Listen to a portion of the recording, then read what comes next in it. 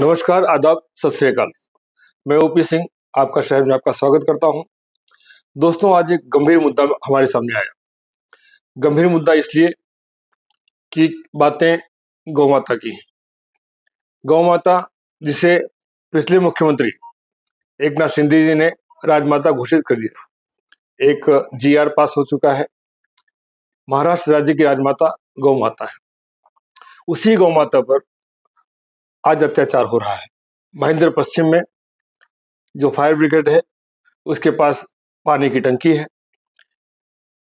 पानी की टंकी के समीप ही एक गौशाला है। एक व्यक्ति जो धीरे धीरे करके 40 गायों को पालता है।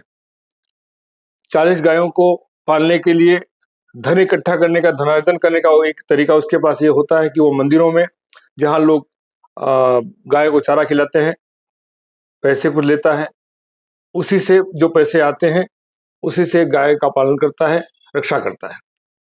लेकिन आसपास तमाम नई इमारतें खड़ी हो रही हैं। क्या वो साजिश का शिकार है? क्या वो किसी बिल्डर का शिकार है? वहां जो नई बिल्डिंगें बन रही हैं, उनके बिल्डर्स क्या चाहते हैं कि गाय वहां ना रहें? वो नगर पालिका के साथ मिलकर उन गायों को वहां से हटाना चाहते हैं। हटाने का तरीका नगर पालिका ने ये लिखा था कि उस गौशाला के आसपास इतने बड़े गहरे गड्ढे खोद दिए गए हैं कि गायें वहां से निकल नहीं सकती, गायों का चारा नहीं आ सकता, पानी तक को ले जाने के लिए गड्ढे में से पार करना वो एक बड़ा दुरूह कार्य है। जो गायों को पाल रहा है वह आदमी किस तरीके से परेशान है, उन गायों को चारा कैसे दे, उन तक पानी कैसे पहुंचाए, इसे लेकर वो चिंतित है।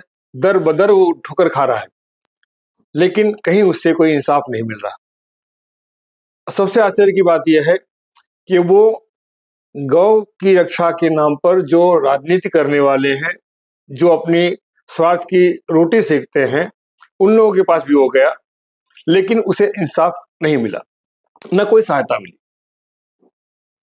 उसका यही कहना है कि गौशाला के नाम पे सरकारी जमीन जहां आरक्षण हो, वो जमीन उसको दे दी जाए ताकि वो अपने गायों को वहां रख सके और उनकी देखभाल कर सके।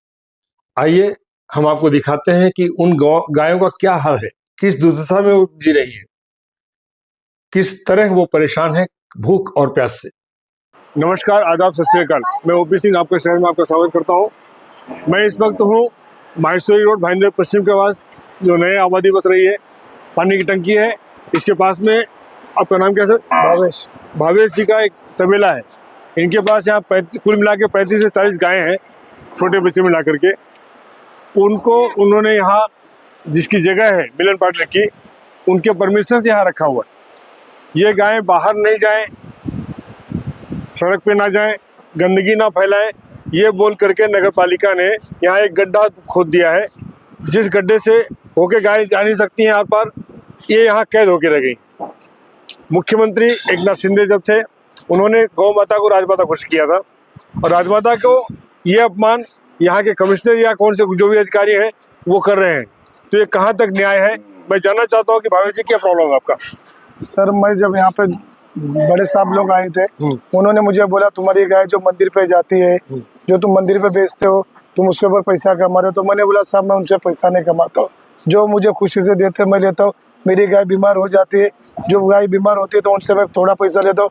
जो मंदिर पे गाय जाते हैं जो बीमार हो गए, उसका ट्रीटमेंट के लिए मैं उनसे पैसा लेता हूँ। मैं ना कोई धंधा करो, ना बिजनेस करो, ना उनसे। तो उन्होंने मेरा अफवाह ऐसा फैला दिया कि मैं उनसे पैसा लेता हूँ, शहर में गंदगी फैलाता है, करता हूँ। तो जो जब गाय कुत्ते बैल जब रोड पे घूम सकते हैं, तो गाय नहीं क्यों नहीं घूम सकते?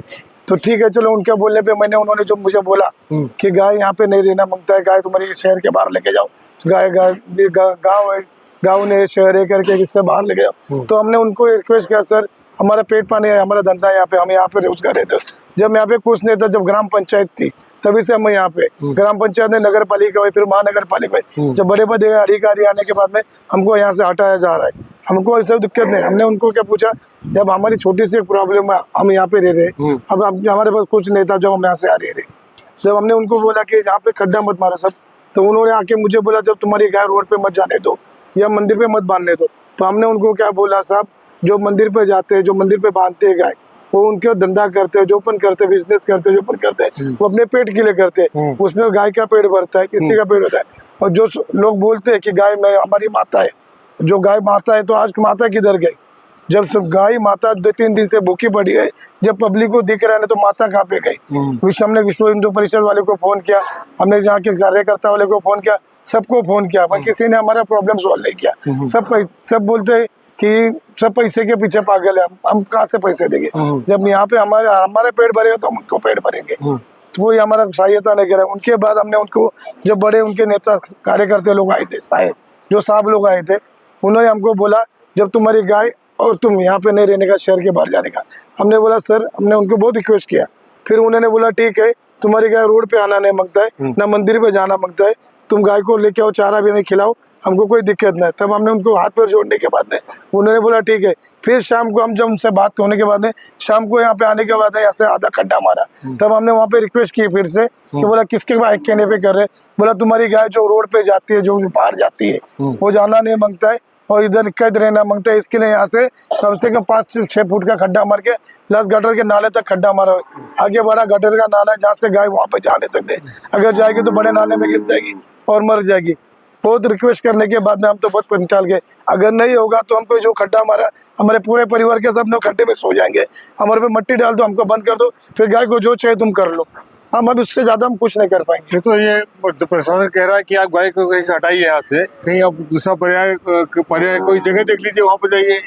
सब प्रशासन बोले आपका अपना जगह तो नहीं, मिनरल पार्टी का प्राइवेट जगह है, उन्होंने दे रखा था। अब यहाँ से अगर सरकार हटाना चाहती है तो कोई दूसरा पर्याय देखिए। दूसरा पर्याय सब गवर्नमेंट के पास गाय के लिए जगह होती है गौशाला की, हम आपको नहीं दे रहे। हम तो उनसे बहुत रिक्वेस्ट किए थे, इनके पहले जो थे बड़े बड़े ऑफिसर थे, हमने उनसे भी मांग की थी कि भाई गाय के लिए कोई छोटा सा जगह होगा उसके ऊपर हम बांधे। सरकार की तरफ से गाय के लिए, गौशाले के लिए सब कुछ होता है, हमको दिया जाता है। प्लस सरकार की तरफ से गाय के ऊपर 50 रुपया मिलता है जो गवर्नमेंट देती है, ऊपर हमसे आज तक कभी 1 रुपया मिला नहीं, ना हमने किसी का मांग किया। हम जो कमाते हम अपना पेट भरते, साथ में उनका पेट भरते। तो जो कभी आपने एप्लीकेशन किया इसके लिए कि हमको गाय का गौशाला दिया जाए, एप्लीकेशन लिख दिया किसी? हमने जब यहाँ के जो हमारी पहली गाय ब्रिज के नीचे थी, जहाँ पे ब्रिज कुछ नहीं था, रेलवे के पटरी के पास हम गाय बांधते थे। रेलवे के पटरी के पास गाय बांधते बांधते हमारे को वहाँ पे 10 साल हुआ, 10-12 साल हमने वहाँ पे पटरी के बाजू में गाय बांधी।